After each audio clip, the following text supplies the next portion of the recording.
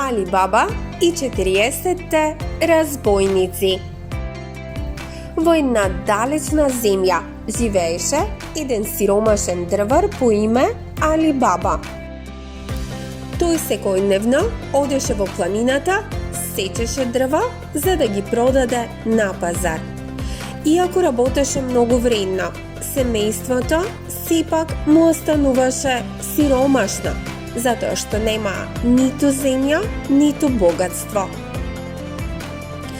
Се што посакувам е подобар живот за моето семејство, велеше Али Баба. Еден ден, додека сечеше дрва, Али Баба случајно здогледа група разбойници. Тие стоеа пред една пештера и изговорија магични зборови. Сезаме, отвори се! И вратата од пештерата се отвори, откривајќи планини од злато и скапоценности. Ова е неверојатно, рече Али Баба. Би сакал да земам само неколку златни монети за да му помогнам на моето семејство. И така, кога разбойниците не беа таму, од време на време тој тајно ќе се искрадеше и ќе земеше малку злато и ќе го сменеше за храна и облека за неговото семејство да може да живее подобро.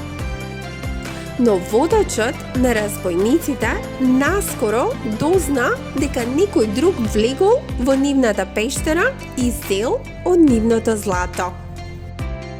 Кој да си, ќе те најдеме и ќе те казниме, рекол тој.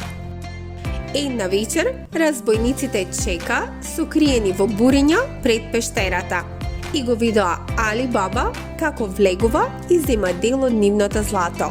Потоа тие го следеа до неговиот дом. Се сокрија во буренцата повторно и беа подготвени за напад. Но слугинката на Али Баба, Моргијана, беше паметна и храбра. Таа ги забележа разбойниците во буренцата и наместо да се исплаши, таа смисли план. Со храброст и мудрост ги надмудри сите и го спаси Али Баба и неговото семејство. Таа рече: не можете да го повредите мојот господар, додека јас сум тука, вие нема да победите.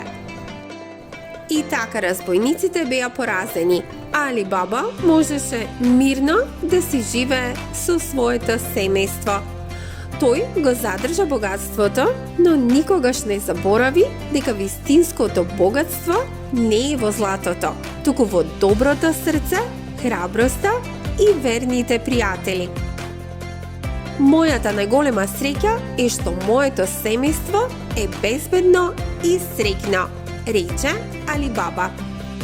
И така, деца, секогаш запомнете, вистинската сила не е во богатството, туку во мудроста, храброста и љубовта.